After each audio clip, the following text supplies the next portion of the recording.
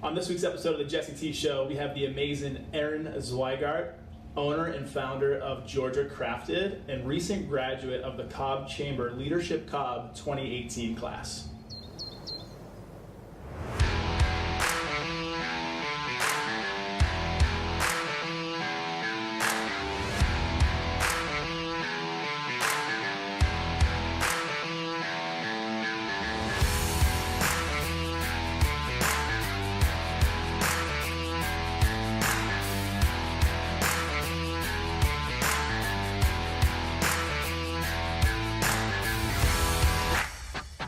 So, Erin, thanks so much Thank you so much for having me. Yeah, pleasure. I really appreciate it. Glad you're able to make it, and we're excited to have you on the show today. Thank you. So this show is all about you, and we're going to find out about how you've built this amazing brand and this company, and I want to find out kind of the details on how you led through that transition to badass entrepreneur. So take it away. Tell the folks about your story. Okay. So my name's Erin, and I'm the owner and founder of Georgia Crafted.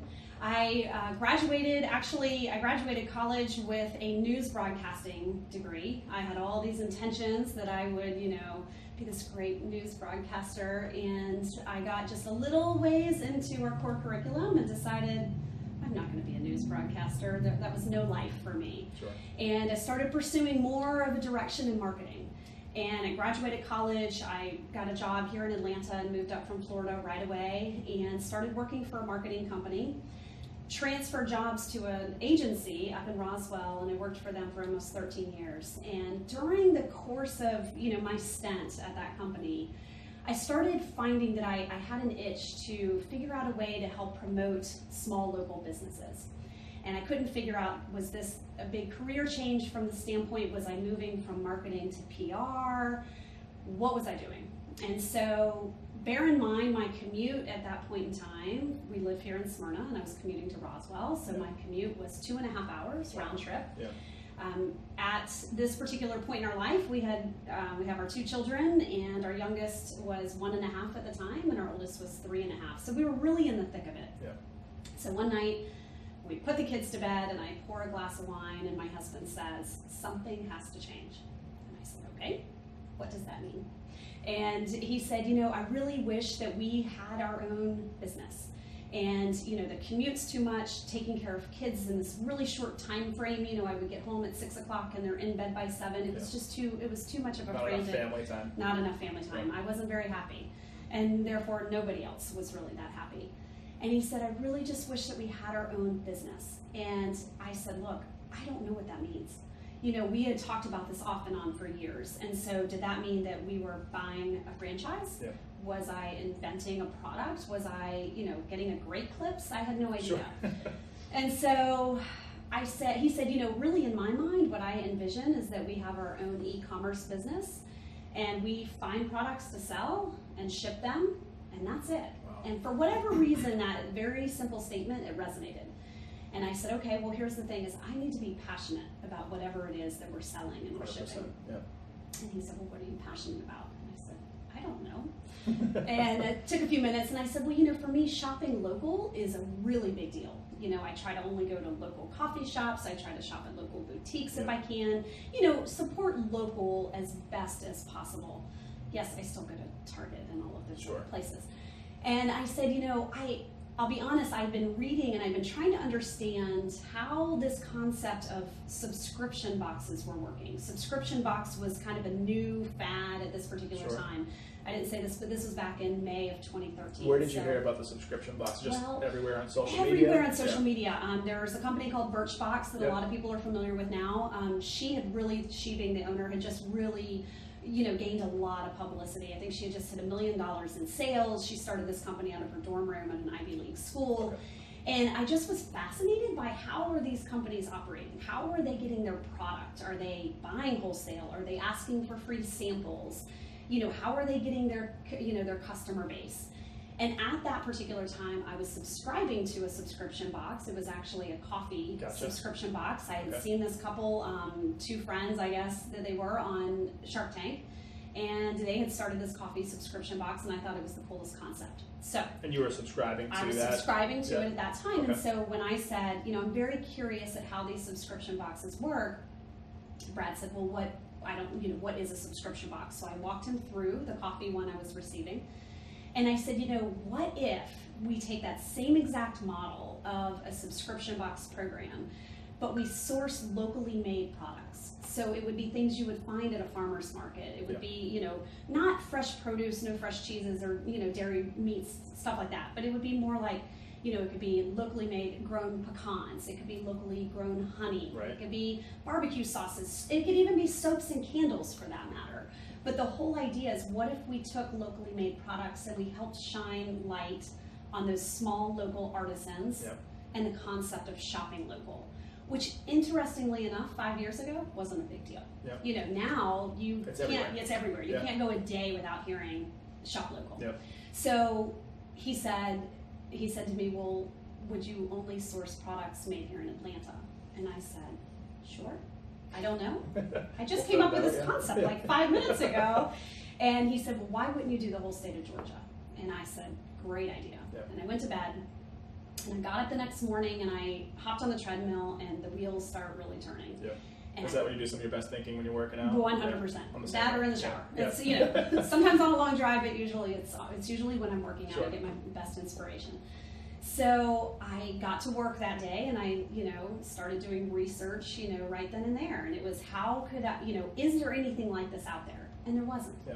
There were gift basket companies that, specialized in maybe Georgia themes, but that would be like your Atlanta themed coffee mug with some peach flavored jelly beans. Gotcha. There was nothing that was truly local. They were really kind of just on the outskirts. They weren't really delving into local or like what it really meant to be from certain areas. That's exactly right. Yeah. So that was all in early May of 2013, and by the end of May, it was Memorial Day weekend. My husband's family lives in Pittsburgh, and we drove up there to go see his family for the long holiday weekend.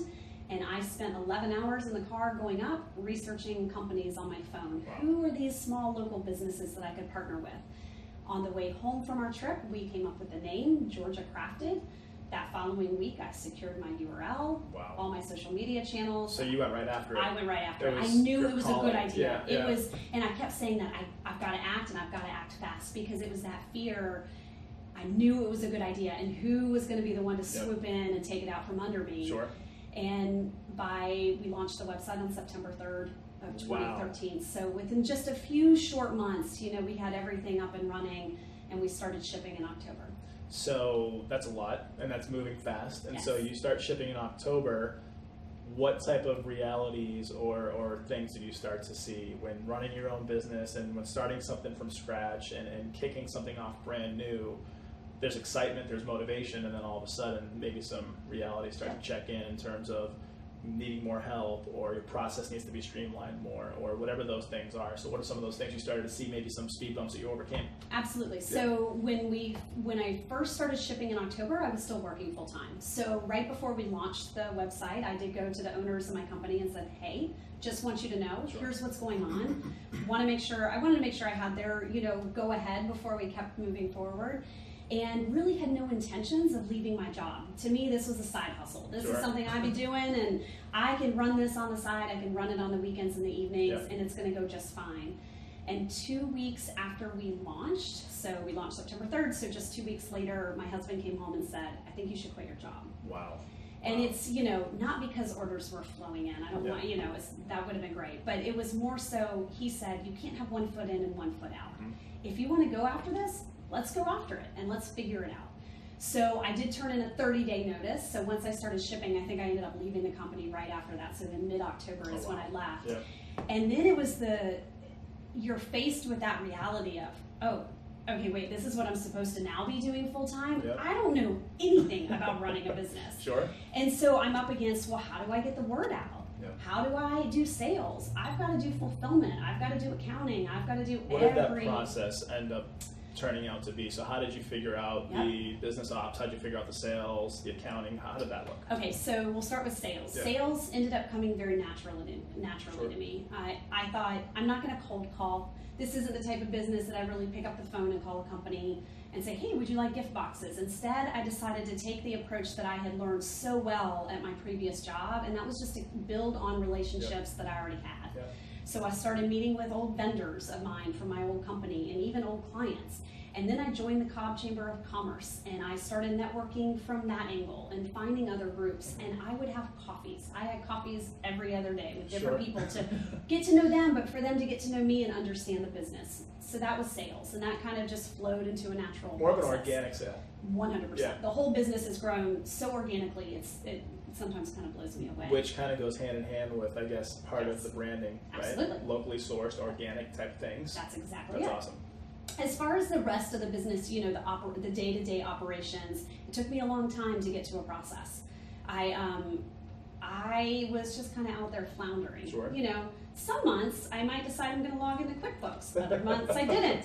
You know, Sure. and you pay the price on that. Yep. And slowly, I think probably after I launched, I cannot remember exactly when, but this was about 3 years ago, I did end up hiring a business coach. Okay. And that really and truly changed everything for me.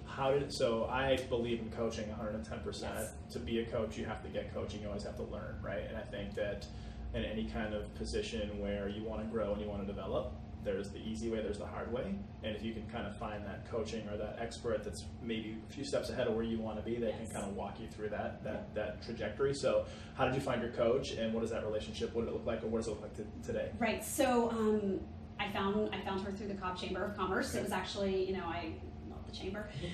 So I found her actually at a business expo, and interestingly enough, I had approached her. She wasn't at the table, so I talked to a colleague of hers, friend of hers, and was really actually just hoping I could solicit gift boxes. Sure. And in turn, we ended up getting together for coffee, and I ended up hiring a business coach. That was not on my radar whatsoever. Yeah. But what, you know, one of my biggest struggles was my mindset. Yeah. You know, and I'm still guilty of this today, I don't necessarily think big enough. I was kind of going into this with, you know, I'm very confident, but at the same time can be a little meek about, yeah, I own a gift box company, and it doesn't sound, I don't know, there's just something, I don't think I had all the confidence in the world. But on top of that, you know, I struggled with my stress levels, Sure. my coping skills, Sure. as my husband, you know, would sometimes point out. That I really struggle with that. And how do you handle, you know, stressful situations? Inventory doesn't show up on time for an order that I have to get out. Yeah. How do you handle that? And I gotta say, that was probably one of the biggest compliments I could pay to Kim, is her coaching me through a lot of that. But at the same time, really teaching me how to develop a true process. You know, writing manuals on, you know, every process that's out there. How to, if I am not here tomorrow and somebody needs to step in and process those orders that are sitting there, how do they do it? Yep. And so there is a manual, you know, on how to do that. That's a big part of what I've done in my business recently, is having those types of processes in place. And I'm talking about this all the time, and just not wanting to be the bottleneck in my business. So if something happens to me, or if I decide I want to take the family on vacation for 2 months, I want to be able to do that. The business can still continue with or without me. And so I think that having those processes, having that automation, and having that experience to be able to do that kind of gives you more freedom versus keeping you hunkered down to the business. So now you've started operations September, October of 2013. Mm-hmm. When did you start seeing kind of lift in the business? And it could be right away, but in terms of like significant, with the processes in place and with the coaching there, with you building that confidence in yourself, really, as a business owner, when did you start seeing some real traction and real lift? So I would say really it was probably 2 years in. Okay. I would say a year in for sales. Yeah.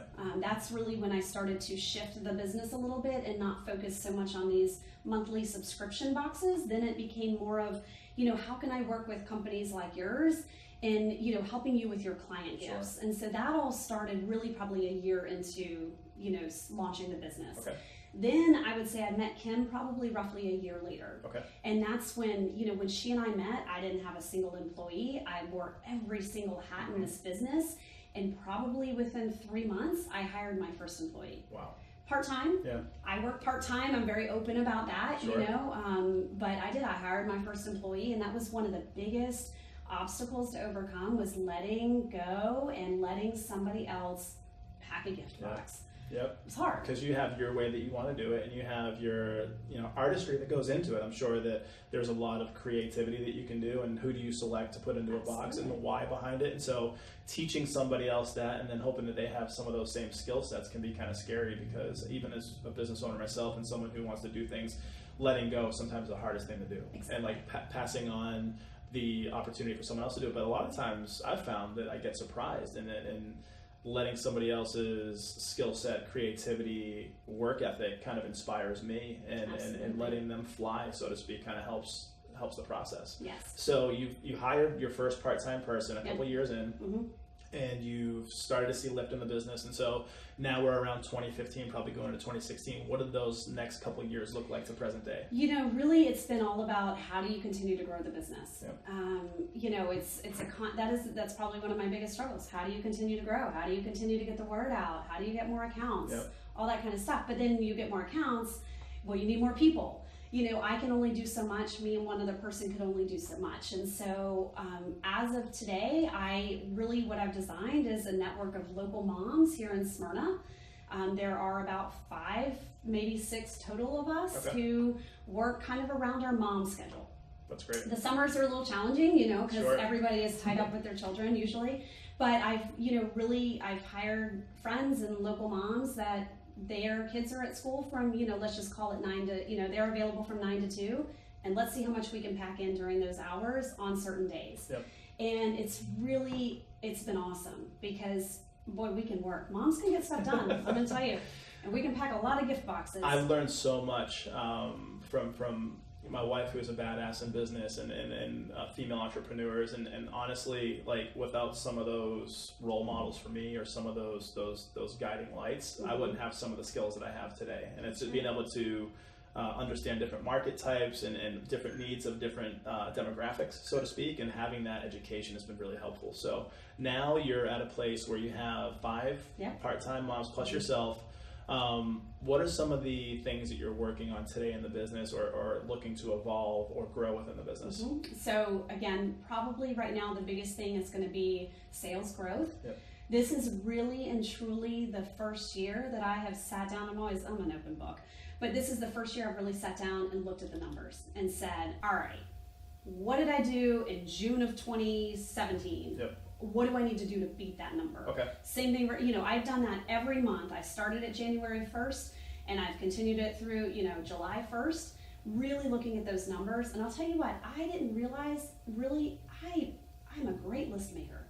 And I can cross a lot of things off the list, but I realized I was not setting financial goals the way that I should have. That was the thing, that it was like, I'm sure the business will come, and the business is coming, and the businesses continue to grow. Yep. But this is a year I need to see a good jump. Sure. I've got a lot of other goals in mind, awards that I want to apply for, and in order to do that, I've got to be at a certain point. Okay. And so it's really been, this year again, it's all about the financial growth. And so that's interesting. So walk me through, you're a list maker and you check off the box, and I know you're very competitive and you even set timers on things. And so when you set a financial goal, for whatever that goal may be, what does that process look like in ensuring you stay on task? And like some things maybe you have to modify along the way, like some of those things that you've walked through. So I think one thing is, it's just really, how do I get from point A to point B? Yep. Identifying, who are those clients that I haven't heard from lately, who probably need gift boxes, and that can kind of help, start guiding us in the right direction. Okay. In addition, I've put together a sales plan, of trying to figure out certain products that I know that, this time of year, this group of products are going to sell really well. So how do we market those products? Sure. Barbecue sauces, everything that has to do with summer.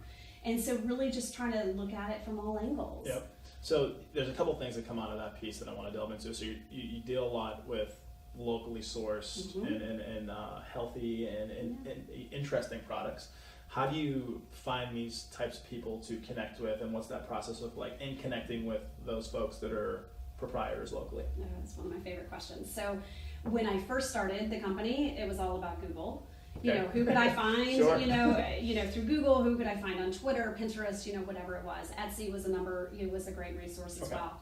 Then it grew to, of course, farmers markets. Yep. I would hit a lot of local farmers markets, introduce myself to these people. That grew into going down to America's Mart. A lot of people don't know America's Mart, but that's where the biggest gift show takes place twice a year. In fact, it's happening starting on Wednesday to Saturday, or Wednesday to Sunday. So you're getting busy. Yeah, absolutely. So I go there, and these are all companies, and these are companies from all over, the country really, but, identifying within that gift program, gift show, who are some of those artisans that we can partner with.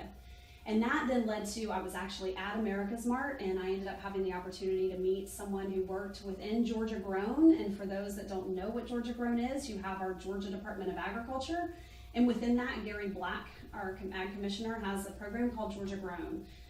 You probably have seen the logo on certain, different Georgia Grown products, but I had the opportunity to partner with them. And we came up with the idea to collaborate and come up with a Georgia crafted, Georgia Grown gift box. This was a few years back.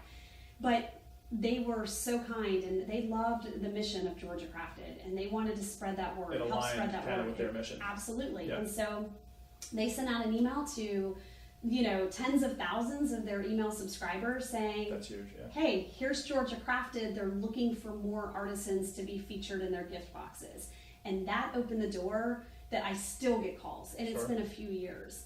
And it kind of put us on the map. So now I sometimes will, I still go out and source, but there's certain times that I'll pick up the phone and call someone within Georgia Grown and say, hey, I'm looking for X. I need to know how to find this particular type of product. Do you have it? And they're constantly, there's new Georgia Grown members every day. So you're able to have that expansive network and it helps you with your offering and shining a light on those local artisans. So it's kind of a beautiful handshake. You help them, they help you, and you can help clients. Exactly. So now you're looking at attraction in the business, like traction, like you're gaining and you're moving forward. And what is the end goal with this business? And I know it's like any business owner, you can pretty much run your business until the end of time, right? But so what is this business going to do for you in 15, 20 years? Where do you see this business growing, and what do you want it to grow to, or do you want to continue to run it the way it's going? Like, what are some of the goals of the future? So, one of the questions I get asked all the time is, why don't you think about, have you ever thought about doing Alabama crafted or South Carolina crafted? And so that is something that we're really starting to look at. Is there a franchise opportunity? Sure. Do we become Southern crafted and we start really showcasing products made in the South? Okay. I love the South. I'm from Florida, which a lot of people don't think is in the South, but I've been in Atlanta. I've been in Atlanta 20 years, and to me, I am from the South at this point.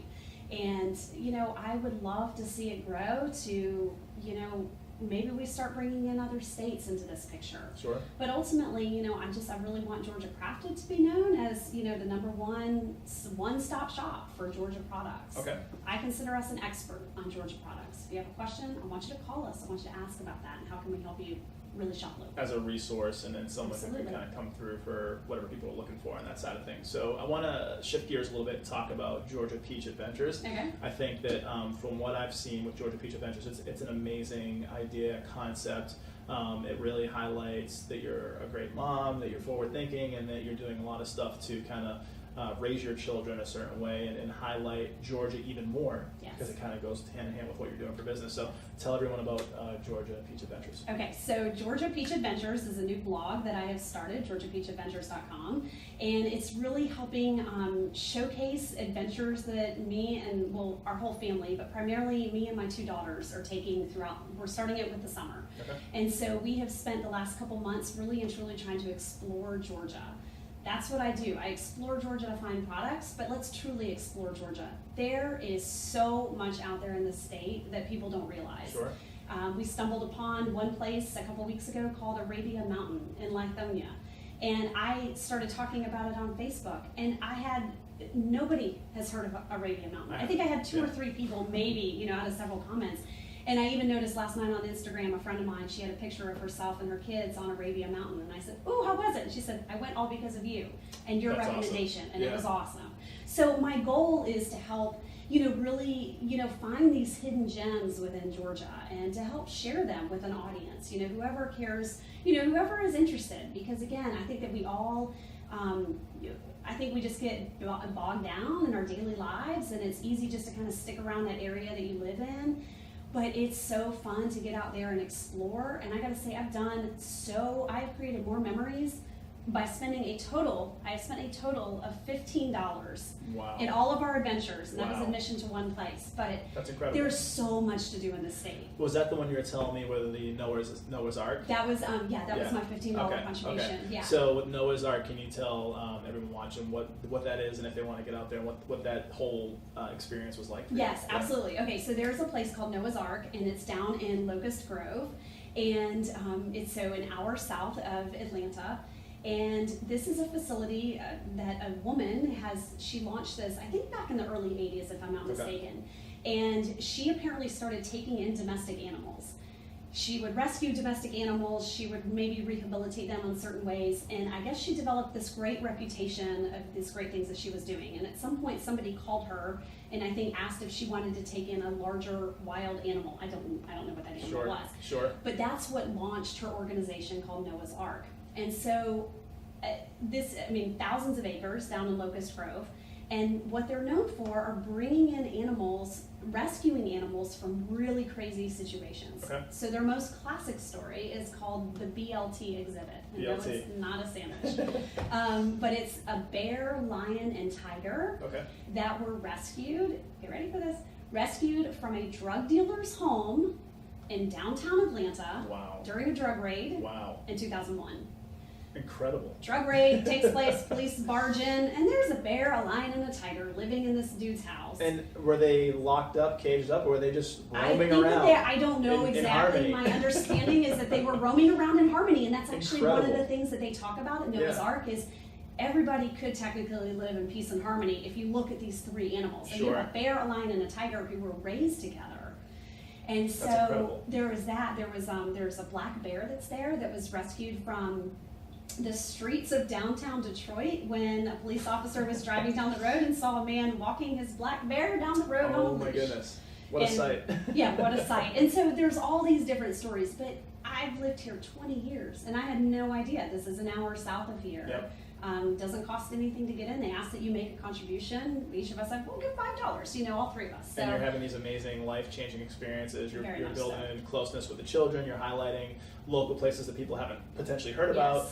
For us, we love to adventure, and we made a decision years ago as a family to stop paying for stuff, and if we're going to pay for things, pay for experiences. Yes, 100%. And, go places, see different things, experience different foods, different culture, and it's shaped our mind in different ways. So it's definitely something that we're more excited to check out. So we're checking out those couple places. Good. Awesome. So anything that you want to talk about in terms of the Cobb Chamber, maybe what it's done for you, the Cobb Leadership Program that you graduated from, congratulations. Thank you. Maybe what you're working on through the Cobb Chamber. No, I would say, if anyone who has a business of their own, if you are part of a business and you're looking to get out there and network and really grow your business, the Chamber is the way to do it. Most people don't know this, that the Cobb Chamber is ranked as the third top chamber in the country. Yeah. And it is a phenomenal organization. It's run by Sharon Mason now. She was newly elected as the newly elected president. And if it weren't for the chamber, I don't know if I'd be here, right now. So it's really helped your business. It has really helped my business. And I think that with anything, it's all about building relationships. Yep. And they really help give you that platform to go in and to meet new people and to build on those relationships. Yep. And it has really helped, shape what Georgia Crafted is today. That's awesome. So what I've learned too, and I've had experience with different networking and chambers and things like that, it's all about what you make of it. Yeah. So if you go in there and you put in the effort, you make the connections, sales and life in general, it's about who you know, it's about the relationships and how many people you can impact along the way. Yeah. So I think that you're doing a great job over there. Thank you. So we're going to go through some of the rapid fire questions. Okay. The first one, and we talked about this morning, so someone, and this could be the coach that you're talking about, but a mentor or role model that you've had in the past or currently that has just helped you tremendously in your life or business. So I'd say there's two. One, I'm going to give a lot of credit to my husband because, quite frankly, if you didn't come home from work that day and say, I want you to quit your job tomorrow, I wouldn't be doing this. I'm sure, I don't know how much a side hustle could have gone on for so long. He has really been an inspiration, kind of helping frame this business. The other person I'm going to say is my business coach, Kim Ellett. She is with a company called The Growth Coach. Okay. It's based here in Metro Atlanta. She's right in Marietta. Again, I met her through the chamber, and she's done a great job in helping just really change my mindset. and how to run a business, how realize to get out there. how much you can actually do, because you were saying you had some self-limiting beliefs in what you were Absolutely. building, and it gets lonely sometimes as a business owner, and even if you're in a client-facing position like both of us, a lot of times you're behind the scenes and you're doing things process-wise or admin-wise or coming up with new ideas, and a lot of times people will think that if you're meeting with people all the time, but there's some times where it's just you, so you have to have those support systems. Yes. For you, it's your husband, and also Kim as well, Yes. and having people that can maybe walk you through some of those darker parts of the tunnel, so to speak, so that you can get to where the light is, right? Exactly. So as far as favorite restaurant locally or abroad and or food? So favorite restaurant would hands down be Porch Light Latin Kitchen. I keep hearing about Oh, this. you have to go. Yeah. It's right in Smyrna. It's right in the Smyrna I've been Market recommended Village. there a couple times now. Yes, okay, so Chef Andre Gomez, he is phenomenal. You'll go in, he will come over and hang out with you. That's He awesome. will talk about what he's made. That's all I'm gonna say, let it be a little bit of Sure. a surprise. The Cuban sandwich, to die for. To die for. To So die for. Chef Andre, Porch Light, Cuban sandwich, check it out. You got Got it. Craziest thing that you've ever done or that's ever happened to you? Oh, goodness. Okay, so this is just top of mind because, so my husband and I had an opportunity to take just a trip, just the two of us, 2 years ago, Sure. almost 2 years ago, to Moab, Utah. And Yeah. a lot of I've people, actually heard of it. It's you put it on your bucket list. So it's probably just a few hours from Salt Lake City, Yep. and looks so much like the Grand Canyon. I'm really dating myself by saying this, but if anyone's seen Thelma and Louise, the very last final scene of Thelma and Louise when they drive off the cliff, Yeah.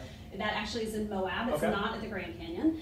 But we decided we love to just go out and drive. That is kind of our thing. Yep. And so we had the rental car, and we had done this really phenomenal hike, and we got in the car and said, where does this road go? And Yep. it was a dirt road. So we're looking, and you're basically in a canyon, and then you see the top of the canyon, the top of the mountain up ahead. And the next thing I know, we start on this switchback, this road. Starts to get a little dicey. Dicey is one way to Really? put it. Oh yeah, That's scary. we're like in a Suburban or some, great SUV, and Yep. we start hitting ice patches. No. Yeah. So you were really concerned. I was Losing control, very big vehicle. concerned. Yeah. Thank God I wasn't driving because we wouldn't be having this interview. But that ranks on one of the lists of craziest things Sure. we have ever done, and there was no turning back. But worth the trip once you saw absolutely the sights and were there. Phenomenal. That's awesome. Phenomenal. So as far as what you're currently reading now or listening to, whether it's personal or for business, just anything that you're into right now. So I'm not a big reader. Okay. If I do, it's a great mystery if I can find one. Love podcasts. Okay. I love podcasts. I just finished up a couple mysteries that I was listening to, but then most recently I've been really trying to focus more on kind of the entrepreneurial side and the financial side. So I found one actually on Friday, I think, and it's called Choose FI. Choose FI. It's really good. You'd like this one. Choose FIs for Financial Independence. Okay. And it's a couple guys that have started this. They're doing really well. I love their backstory on why they started the podcast. The guy that started it, he was actually in the pharmaceutical business. He was a pharmacist, and decided it was time to walk away. And so he started this podcast, and it's just some really good. You'll take away something. What are from some every of the podcast. things they talk about, or the content? Is it It's- just practical? What A you lot can? of it's more practical. Yep. One guy is kind of more of into minimalism and talks a lot about living that minimalism style Yep. lifestyle. It could be that they have callers call in. They'll have Answering different questions. Yes, and just Yep. giving little tidbits on maybe side hustles or things like that. That's It's awesome. just a way to build financial independence. That's huge. Having that extra information and Yes. always learning so that you keep growing Yes. is huge. I love podcasts, big proponent. We're actually starting one here, which is going to be fun. So, Love a time where you learned from a client mishap or even a mistake that you made that's changed the way that you do business for the better. Yep. Okay, so we had a situation last holiday season. One of the things that we offer to our clients, we put together gift boxes, for our clients based on their budget, and always on the inside lid of the box, we offer to design a card for them that will include their logo and whatever other information, contact information, headlines, and stuff like that they want. So this was actually a repeat client from the previous holiday season. And she worked for a law firm, and one of the partners had left the firm. And so we put together the card, we sent it to her for approval. She said, no, we have a new logo. Sent us the new logo, we dropped it in.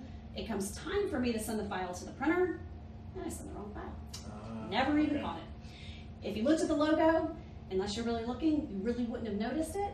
So I am thrilled. I get the cards back. We knock out her boxes. We're 2 days early from what I had given her the schedule on, and I over-deliver. Over-deliver. Yeah. I mean, I am so proud. I leave her a voicemail. She calls me the next day, and I'm thinking, oh, she's going to call to talk about how great these boxes are. And here she calls to let me know we used the wrong logo.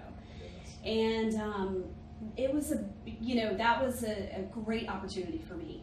For one, customer service. I always talk about Georgia Crafted has the best customer service, and I will make it right. And so we worked out some different things to make it right. And when it was all said and done, it was, your customer service is outstanding, and we'll be back next year.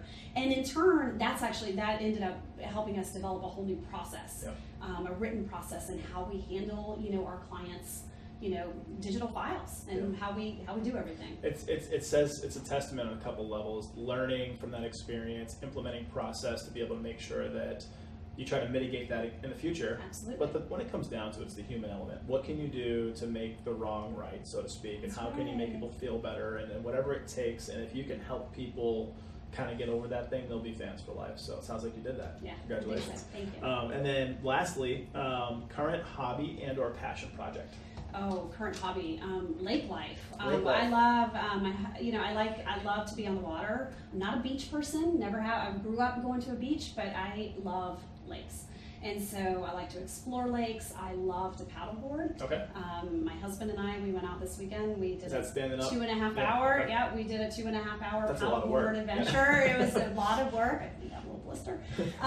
But right now it's summer, so it's all about being outside. I don't care how hot it is right now, and as much as I moan and groan about the heat, it's what can we do outside? Opt outside, be outside. So any local places that you recommend for some of the viewers in terms of lakes or places to go paddleboarding? There's so many different places. I love Lake Oconee. That's my favorite lake here in Georgia, and so I go out there as much as I can.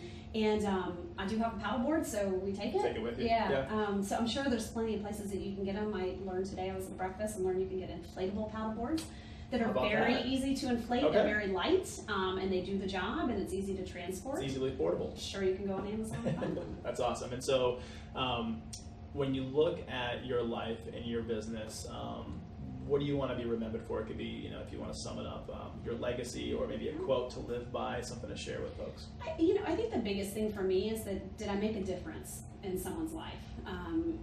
I developed this business to really help shine light on small local companies.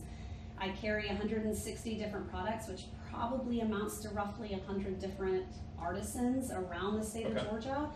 And when I stop and think, I'm sure on every single one of those artisans, I've made a difference in their life, whether it's their bottom line or whether it's just a relationship. Yeah.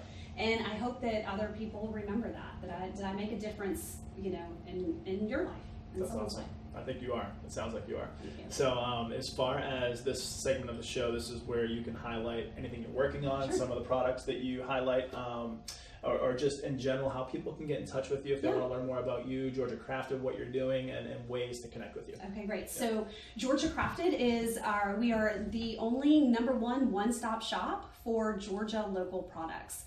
We build gift boxes based on your budget. So if you tell me your budget is $10, that's fine. You tell me it's $100, that's great too. But we will build the gift boxes based on your budget and based on whatever we think you feel that your clients would really and truly love. We package everything in a great gift box, and we turn it around. Usually we turn everything around within 24 hours. We make it easy. That's my big thing, is just keep it simple. Gifting shouldn't be a difficult thing, and customer service should always be top notch. And I think with all of that, with Georgia Crafted, you get that. And so all you have to do is go to georgiacrafted.com. My contact information is on the site. Feel free to call, text, email. I'm always available. And we'll also have some information in the show notes at the end of the episode, so they can contact you there as well. But thank you so much for your time. Thank you so much. Great to talk to you. This is awesome. Always a pleasure. So thanks everybody for joining Jesse T Show. Check us out next week for our new episode.